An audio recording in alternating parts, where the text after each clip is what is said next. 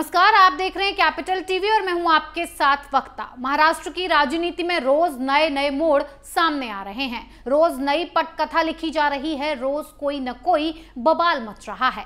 Shiv Sena, NCP और कांग्रेस तीन डंडों के सहारे चल रही महाराष्ट्र की अघाड़ी सरकार के साथ रोज कोई न कोई लोचा हो ही जाता है। सरकार चला रहे लोग सोचते कुछ और हैं और हो कुछ और जाता है, चाहते कुछ और हैं, घटना बिल्कुल उसके विपरीत हो जाती है।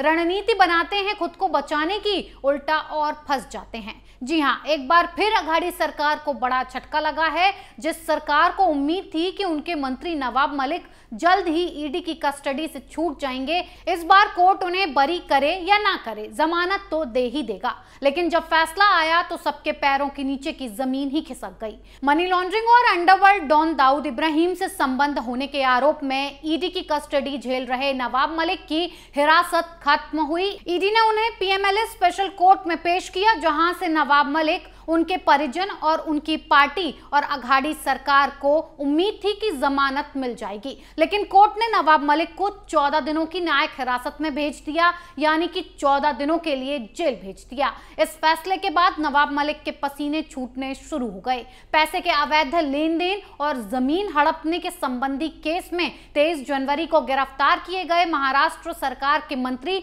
और एनसीपी नेता नवाब मलिक को कोर्ट ने अब मुंबई के ऑर्थर रोड जेल में भेज दिया है। 7 मार्च तक मलिक ईडी की हिरासत में थे। 7 मार्च को उन्हें विशेष अदालत में पेश किया गया, जहां जज आरएन रोकड़े ने मलिक को 21 मार्च तक सलाखों के पीछे भेज दिया है। इसके पीछे एक वजह यह भी रही कि ईडी ने मलिक के लिए कस्टडी की मांग नहीं की। ऐसी स्थिति में कोर्ट ने जेल भेजना ही उचित समझा। ईडी ने मलिक को 23 फरवरी को दाऊद इब्राहिम से संबंध और मनी लॉन्ड्रिंग मामले में गिरफ्तार किया था। ईडी ने मलिक को कोर्ट में पेश किया तो विशेष अदालत ने 3 मार्च तक ईडी की हिरासत में भेज दिया ताकि पूछताछ की जाए। लेकिन नवाब मलिक ने चालाकी दिखाई और 25 फरवरी को तबियत खराब का बहाना बना दिया और कस्टडी से अस्पताल में पहुंच गए। इसी बीच इस गिरफ्तारी के खिलाफ बॉम्बे हाईकोर्ट में याचिका दायर कर दी गई और हाईकोर्ट से कहा गया कि ईडी की गिरफ्तारी ही गलत है।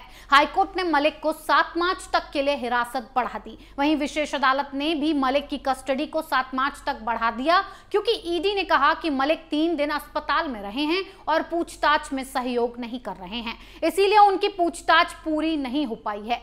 इसके बाद विशेष कोर्ट ने भी मलिक को 7 मार्च तक कस्टडी में भेज दिया। तो वहीं 7 मार्च को जब ईडी ने और कस्टडी नहीं मांगी तो कोर्ट ने 14 दिनों के लिए जेल भेज दिया। आपको बता दें कि इस पूरे मामले में महाराष्ट्र में महाड्रामा चल रहा है।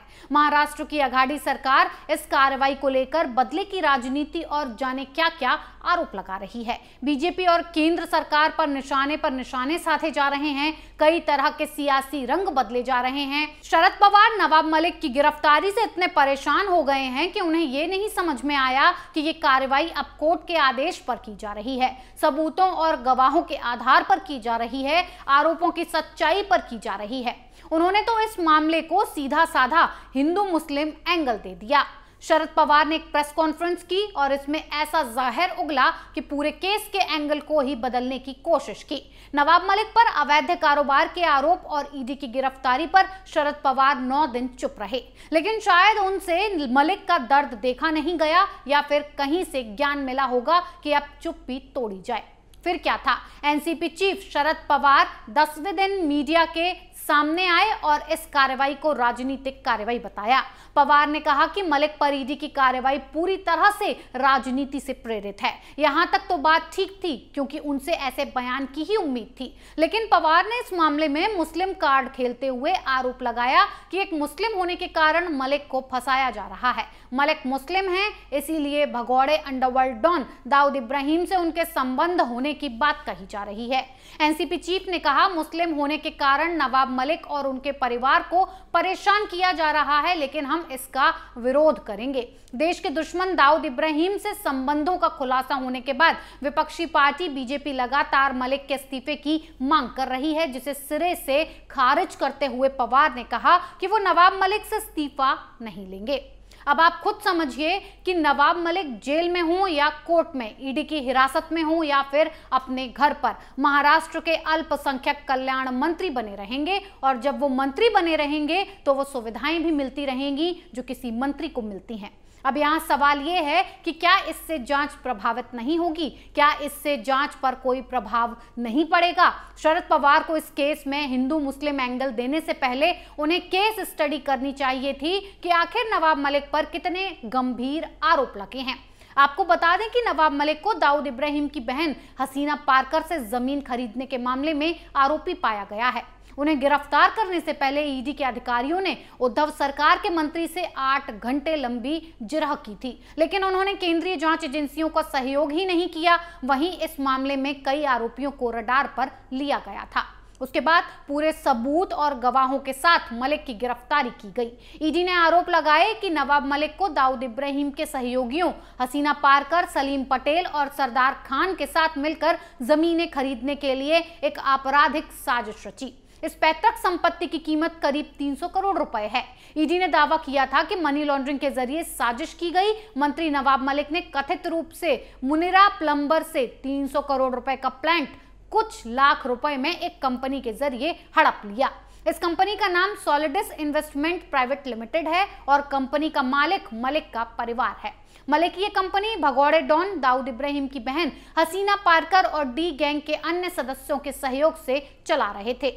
इस संबंध में मुनीरा प्लम्बर ने ईडी को दिए बयान में बताया कि कुर्ला में गोवाला कंपाउंड से उनका 3 एकड़ का प्लॉट था। इस जमीन पर अवैध कब्जे को खाली कराने और विवादों को निपटाने के लिए सलीम पटेल ने उनसे 5 लाख रुपए लिए थे, लेकिन उसने ये जमीन थर्ड पार्टी को बेच दी, जबकि सलीम को कभी प्रॉपर्टी को बेचने के लिए नहीं कहा गया था। यही नहीं, 18 जुलाई 2003 को जमीन के मालिकाना हक ट्रांसफर करने से संबंधित कागज पर भी हस्ताक्षर नहीं किया था।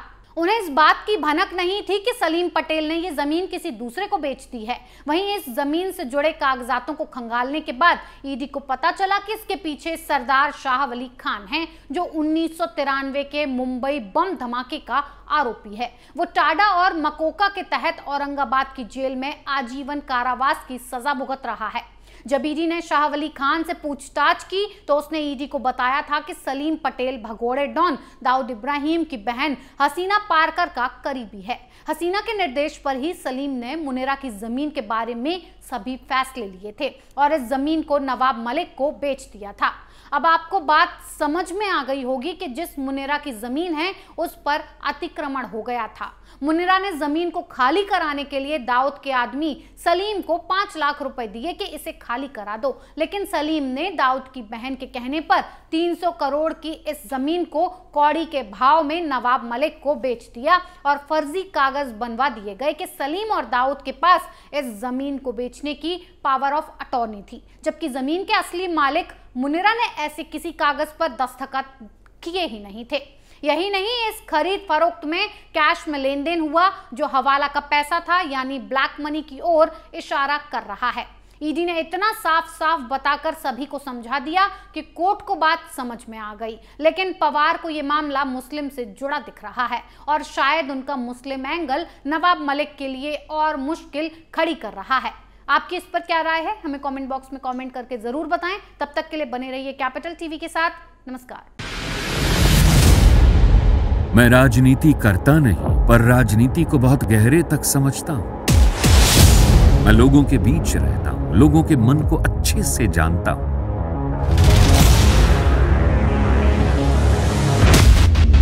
पब्लिक और पॉलिटिक्स की हर नब्ज को खूब पहचानता हूं।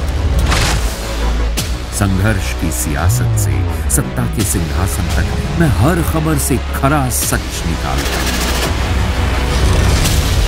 ना कोई दौड़, ना कोई race. Capital TV, Uttar Pradesh.